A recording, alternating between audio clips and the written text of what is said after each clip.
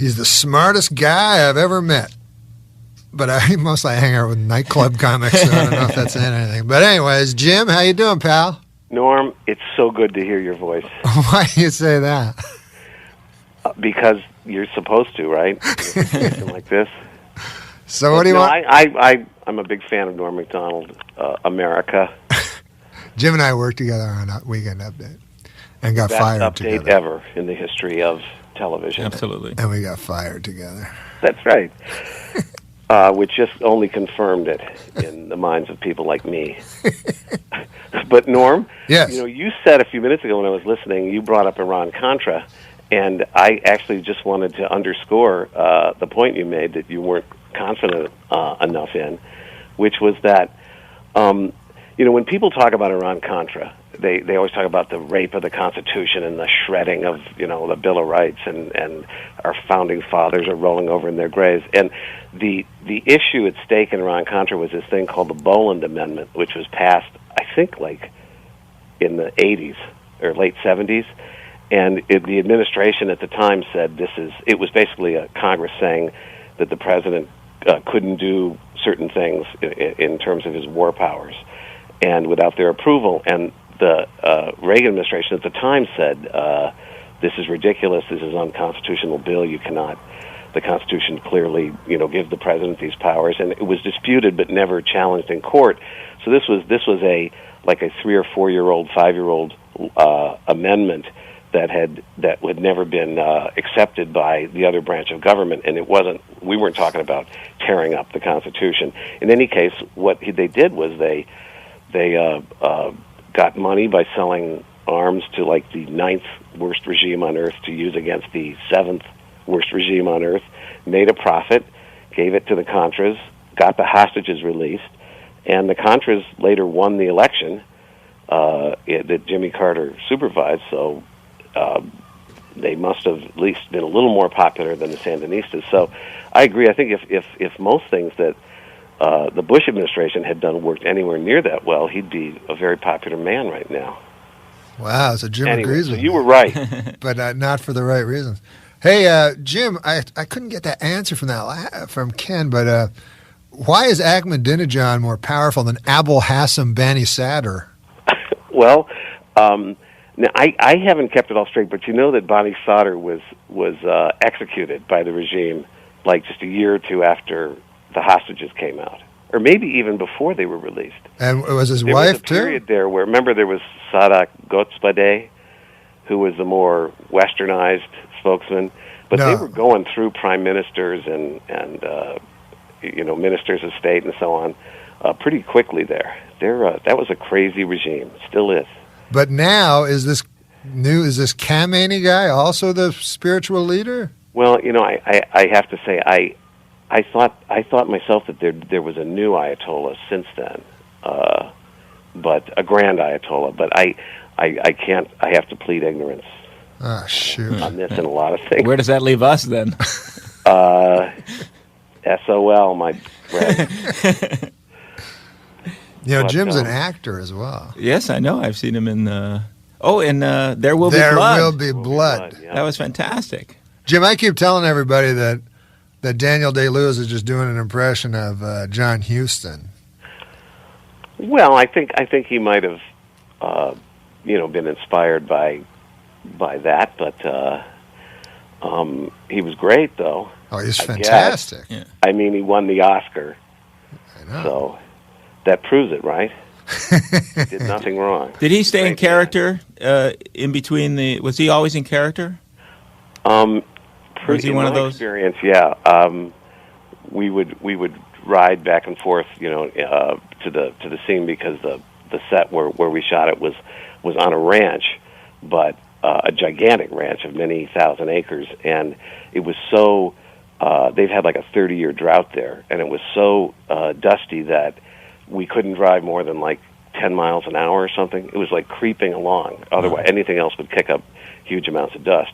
And so we'd be in the car for these long rides, and he pretty much stayed in character for talking conversations about weekends and stuff. He's an interesting guy. I liked him a lot. Huh.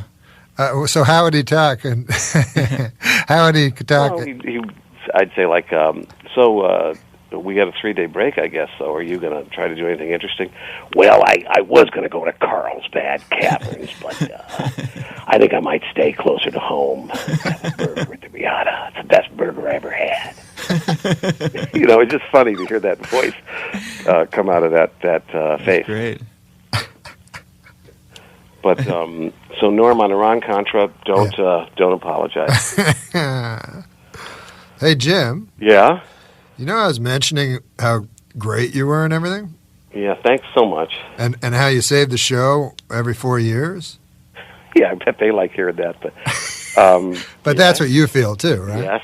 I think I certainly make my contribution. And because I saw a book, I was in a bookstore.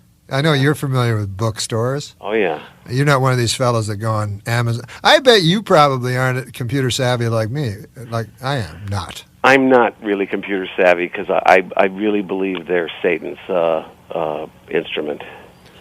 And you're serious, right? Absolutely. You know me and Satan. No, I just haven't really gotten around to it. Oh, so you don't see that they're. I don't really go online and use computers and stuff. But anyways, I was going to say I was in a bookstore and I saw there's a book actually called Strategery. Yeah, I saw that. Yeah. And that you made that up. I did make that up. I should have copyrighted it like three-peat, Then I could have made, I don't know, a couple $100 maybe. Didn't they actually start using that term? I think they started using that term as part of their. That they sort of they liked it and adopted it, and they would call their meetings strategery sessions. And I know Rush Limbaugh used it a lot. You know what term they use, Steve? Jim, a lot. Remember when I would start the weekend update? I go, "This is the fake news," because it was such a retarded thing to say. Now they say instead of mock news, they actually say fake news. Like they'll say Stephen Colbert does a fake news program, or you know what I mean? Well, yeah, and then you and me are in the same boat. We got to get a lawyer. But in this case, in the fake news case, it's just idiotic that they use it because it was meant to be sort of silly. Well, so I didn't think that. I was sort of surprised that the Bush people liked strategery too. But people have. What do you mean the Bush people? Well, that it wasn't. I mean, it was sort of making fun of him, of course, when I put that word in his mouth in that sketch. But they loved it. They thought it was the greatest thing ever. So that's why they themselves started calling their morning meeting strategery sessions, I guess. Huh. Now, do you think that's because George Bush is just contemptuous of? I don't think so. I think they just have embraced sort of self-deprecation. I think that that's always been his response to being made fun of. Right? Who are you supporting, Barack? Own it. Well, you know what? Actually, this year I kind of like both candidates for very different reasons. I mean, Barack Obama, it's hard to argue, is like the first really cool guy who's run for president in our sentient lifetimes. I mean, you weren't probably alive, and I was a tiny kid when JFK. Well, I was a young man when Pierre Trudeau, right? Yeah, who was very cool. Yeah, and it's an actual value. I mean, it would certainly be more fun to travel in Europe, I would think, when Obama is president. But on the other hand, McCain has there's a lot to admire about him. Although we're not seeing as much of it as we saw 8 years ago when he ran for the nomination. But I did see him on C-SPAN the other night doing one of these town hall meetings, and the guy's exceptional at one-on-one speaking with someone. Well, yeah, I mean his that's where you can most impress people by straight talk, because it's face to face with someone. It's now if Obama was doing that face to face, would he come off as dogmatic or? No, I think Obama is great at every single form of communication. He's great at the big speech, the rock and roll kind of thing in the arena, and he's great in the smaller town hall things. They said in debates he wasn't as good, but I think that he just wasn't as aggressive in debates, which is another thing, and I'm not sure that people necessarily want people to be that aggressive. You don't want to come down. You don't want him. You're afraid he's going to look like Jim Brown or something if he. Well, no. Is that what you're saying? I don't mean that at all. I just mean that in the debates, like with Hillary, where she was going after him more, and people said, well, he seemed on the defensive. But that's just because he was sort of trying to deflect and not land any punches, and I think he was sort of aware that if he just stayed cool, he had a lead and he was going to end up winning. I mean, it was a brilliant strategy. He ran for the nomination. I mean, if you think about it, he was such a long shot, and he just figured that he will clean up in all these little places where that Hillary Clinton won't bother to invest any resources. And then, so I read somewhere the other day that he, like Idaho, should probably have no Democratic delegates since they're not going to be able to deliver anything for the Democrats, but they had like 14 delegates or something, and Obama won, I think, 13 of them. Wow. And he would lose a state like New Jersey to Hillary, but lose by like 12 delegates.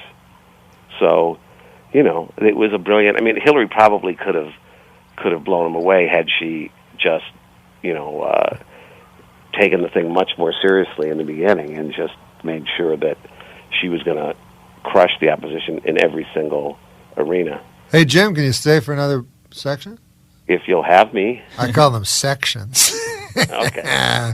All right, we'll be back with our next section.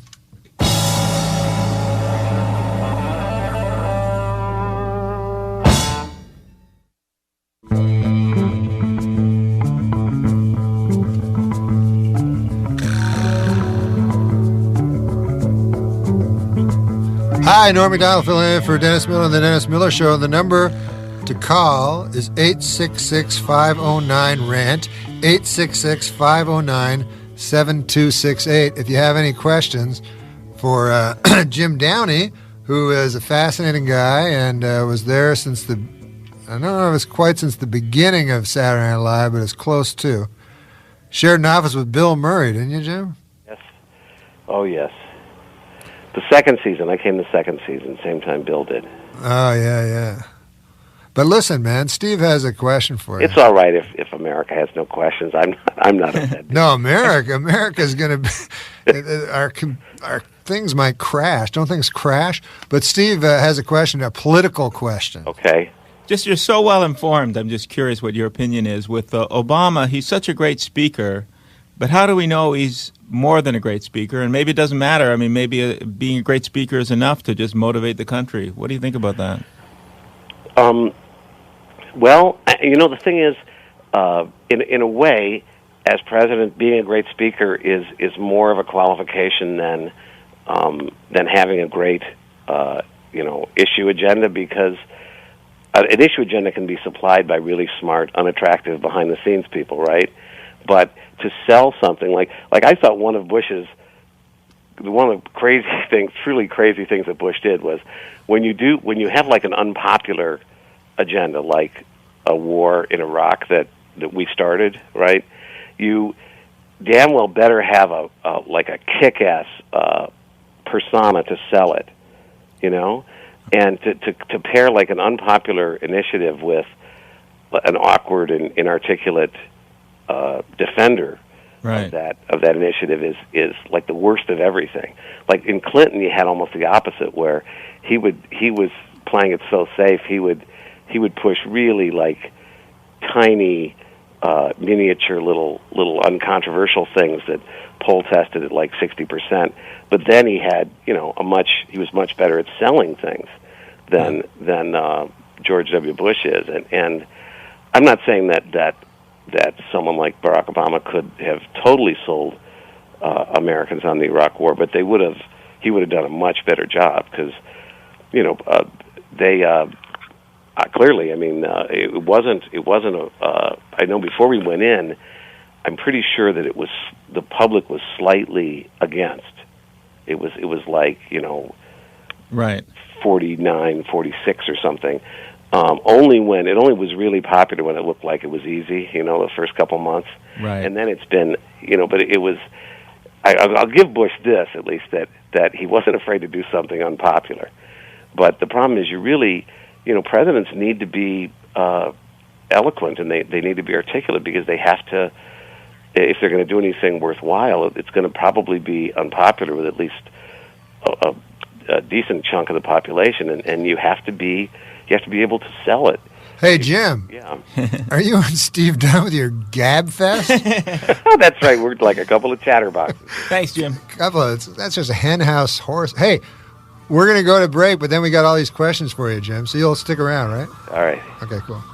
This is the Dennis Miller Show. Dennis is on assignment. Norm Macdonald reporting. We have with us Jim Downey, who is probably, other than Lauren, the most important thing to the success of that show throughout the years. He's been there since near inception. And so if you have any questions about Saturday Night Live, this would be the guy to ask. So give us a call at 866-509-RANT. That's 866-509-7268. For those of you that weren't listening, 866-509-7268. Hey, Jim, it's Yes. Stevie here. When you started on Saturday Night Live, it was the second year of the show, right? Right. So they were still doing all the cocaine and the When drugs. it got and good, the second year, I'm That's sorry. right. That is where the famous year. But how long did those drug years last? Like, when did that stop? Like all the wild, crazy. It wasn't particularly wild and crazy. I think to the Really? extent that stuff like that happened, it was more to stay awake than it was to have a good time. And I think that stuff was pretty much gone by like the third season. It's just because of the spectacular Belushi story. Right. It has a lot of that's been etched into the consciousness, but it really was not much of a feature of the show. I see. That's interesting, because even at the time he was extreme, so I guess that sort of colors what the whole world must have been like. Well, yeah, I mean, he was one of a kind, and obviously his most destructive phase was after he left the show. He was one of a kind? Yeah. What about Jim Belushi? There was Jim Belushi. Jim is very close, and actually Jim Belushi, let me say, is one of the best actors who's ever been on that show. Wow. I mean, if you ever saw Jim in like Salvador or something, he's a really good actor. Hey Jim, do you mind talking? John was too, huh? Do you mind talking to the hoi polloi, as you call them? I'd like to dismiss them as the hoi polloi. Listen, Norm, I want to make clear to the audience that I haven't been at the show every single year. I tend to come and go, and certainly if there was you a had to season leave. I didn't like, I was not there. You had to leave to create the David Letterman show. You bet, that's right. We have a question from Gary in Saginaw, Michigan. Okay. You want to hear it? I'd love to hear Gary's question. Hey, Gary, what's up? Norm, first of all, I want to tell you what a pleasure it is to talk to you, first of all. Oh, that's nice. It's very exciting for me. Thanks for filling in for Dennis, man. I love Saturday Night Live. I love your movies. Ah, you're sweet. You're a heck of a guy, man. I love your kind of humor. There's not very many Norms around in this world, and we need more, but I'm happy with you. So how's it going? It's going great, man, but I thought you were going to ask Jim a question. Yeah, I got one for him, too, but I wanted to talk the host up. That's nice, man. You're a good man. So, Jim, what do you got poking in the fire? Well, I'm hoping this goes really well, and I could do another couple of sections of Dennis's show. Maybe I'm not with Dennis right away. I'm not saying that, but certainly Norm. I think Norm would have me back, right, Norm? Hey, listen, man. I'd have you back anytime. But but I don't think that's what he. I don't think that's what he meant. I don't think that's what he meant when he said. At the show. I'm going to be back at the show next fall. And they just issued the schedule. And what sketches are you got working on? You don't want to say. I mean, it's going to be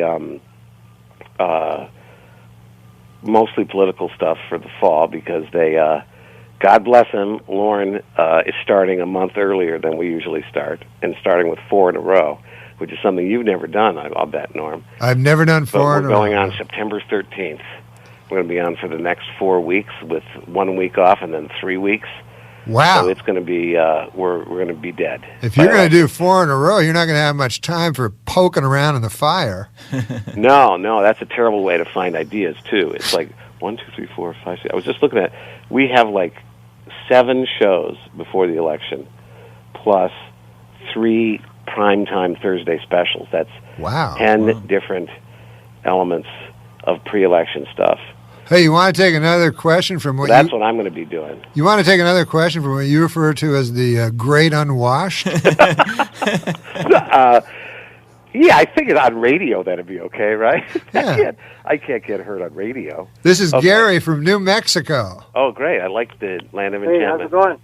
The land of what, Gary? Land of Enchantment, right? Land of Enchantment. Yeah, it's beautiful over here. It's been raining every afternoon. It's just couldn't be better. Life's great over here, just like another day in paradise. It's great. And I just wanted to say, hey, Norm, man, thanks for all the many, many laughs. You're tops in my book. Anyway, my question is, which comedian is the best and is the most genuine and truly great to work with, as far as being nice off the set during takes and all that stuff? Who's the best comedian to work with? Who's the sweetest? Comedian, you mean a woman, right? Right, yeah, comedian. I'll bet Norm's going to say Roseanne, right? No, seriously, wouldn't you, Norm?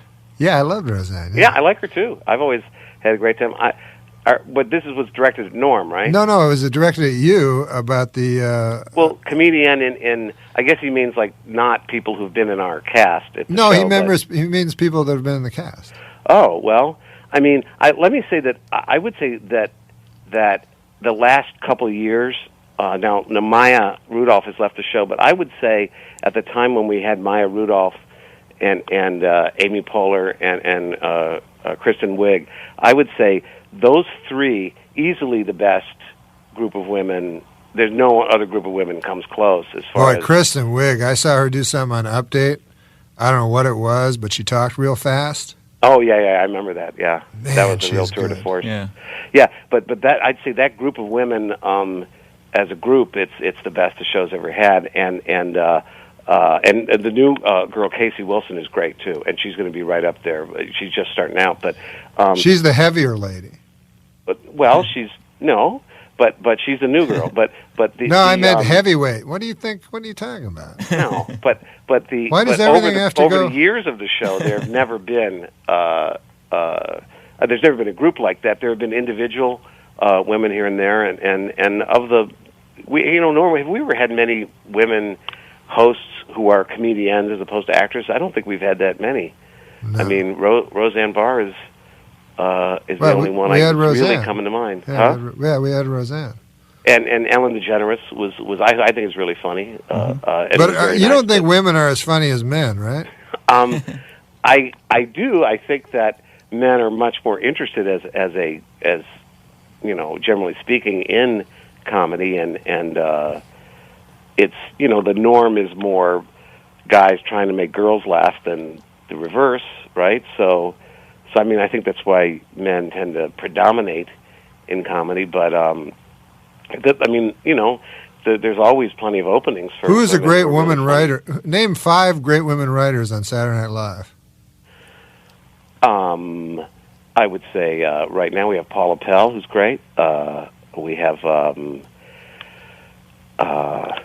Hey, you want to take a call from Joel? Wait a minute, in Kansas City? No, I don't want to embarrass you. You're having trouble getting past 1. I'm not. Here's Joel from Kansas City. Hey, I'm sorry, Jim. I hope you're no relation to Robert Sr. or Jr. It's complicated. Okay, I won't go there. But I don't I've been a great fan of the show since '72, and I've never gotten a straight answer other than Lorne's genius. But why is it that every time the group changes, I can't stand them? The show has gone to pot. It's awful. And 2 years later, they're the best ever. How could they do this for 35 years? Well, did you work on the show in 1972, Jim? Well, I wasn't on the air then. Now, give him a break. Now, I would say that that hasn't always worked, but there was we had a really bad group that I had nothing to do with the picking of, but in 1985 that was kind of a disastrous season. But I would say in general, it's true because people just sit on their hands and sort of resent the new people and need to be won over. Hey, and, Jim. It takes people a year or two to find their footing at Jim, the show. Jim, that's cool, man. Listen, Bryce has a great question, and it's a question that I've always wondered about. Bryce, are you there? Hey, I am, man. How you doing? Good, man. Hey. He's from the Mile High City, Jim. I'm my telling God. you, it's So there's like a Western theme. it already. really sucks here. So all these Californians and Texans can go back home. Yeah. Hey, I quit watching TV when they canceled your show, Norm. Want you to know. Quit watching TV? Yeah, I quit watching TV when they canceled your show. Oh, that's nice. So did That you. was a lot of I got a people question for Steve. Was Pat a man or a woman? Pat was Pat a man or a woman? Pat was a man. Pat was a man. And I think that should have been obvious to anyone who really watched Farley the show told carefully. me. Chris Farley told me it was a woman. Maybe it was a woman. It might have been a woman. He said it was Pat could have been a woman. He said it was played by some broad.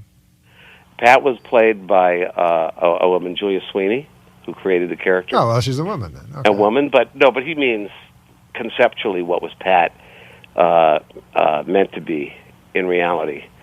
And I think Pat was a man. That's just a theory. That makes sense because it was played by a woman, so he was a very feminine man. Yeah, it seems like otherwise, but I don't know. She could have been a woman too. So I hope I've covered that. Norm, you cut me off when I was naming my favorite women writers. I didn't get to say Emily Spivey, who's there right now, who's a genius. You're just naming people that were Pam on this. Norris. Huh? No, Pam Norris was a writer like 20 years ago. Okay, keep going. That's 3. Okay, go. Rosie Schuster. Yeah. I'm just That's 4. Tina Fey is a great writer, but I think of her now as a performer. But she's a very good writer. Well, that's 5. That's you did 5. it, Jim. You did it. Oh, I could go on and on. Okay, go ahead. All right, let's do 10 then. Let's because then I'm just going to piss off people I don't name. All right, Jim. We'll care what I take a think. break and we'll let you collect your thoughts. Okay.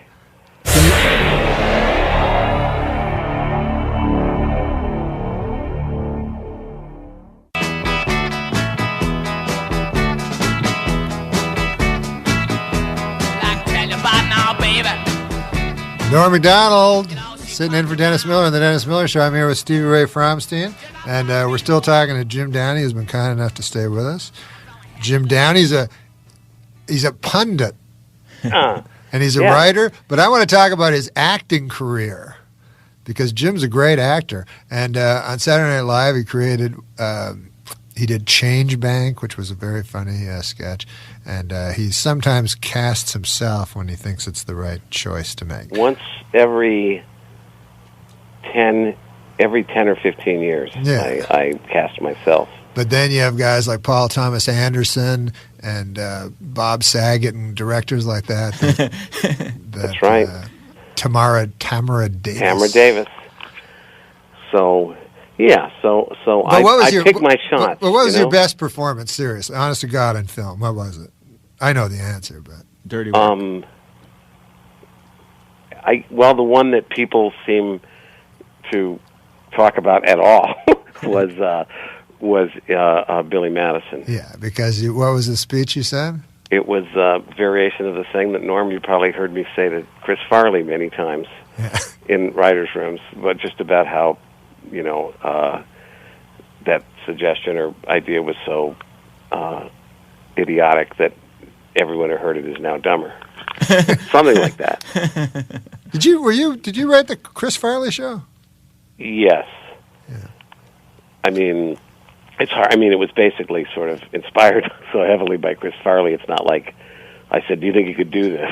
It was more, I want you to just do exactly what the kind of thing you're always doing, But you knew Chris, Norm. You knew him. He would do that kind of stuff. Sit and just pump you for information about stuff where clearly he knew the subject better than you did. Who was the funniest guy ever on Saturday Night Live? Man, I'd prefer to say that there's like a group of like 10 people who it's hard to find because it's Is it Paula Pell or? Well, she's not a performer on the show, but no, but I mean just in the room. No. You mean the fun? Well, I always thought that Norm, you were one of the funniest people I've ever met in my life. Certainly, No, I can't think of. Bill Murray? Someone like David Spade is hilarious. He's unbelievably funny, but I meant, he's probably the funniest guy in real life. But I'm saying as a sketch performer. As a sketch performer, I mean, the list would, and I don't know how to pick from among it, but it would have to include Aykroyd, Bill Murray, Eddie Murphy, Dana Carvey, Will Ferrell. I think. So you didn't like Belushi then? Well, I don't know that. I wouldn't put John at the first tier. That's all I'm saying. I'd put him like second team. Because just like because otherwise this first team's going to have way too many guys, and they won't get playing time, and they'll be unhappy. That's interesting. You didn't mention a woman. Oh, I thought you said the funniest guys. I was going to say the women next. I said the funniest performers. Okay, well, see, I hate women. You got it out of me. Still, I think that also, I'd say the women we have now. I mean, I don't know how you'd pick among, I should say, Maya Rudolph and Amy Poehler and Kristen Wiig. I mean, I think you'd choose Gilda Radner, wouldn't you? Well, I loved Gilda Radner, and I think she was really funny. Okay, she's on the first team. She made the first team. Sweet, Jim. But and then I better think of the ones I knew. Well, Jan Hooks was great. Yeah. Okay, we know you like girls.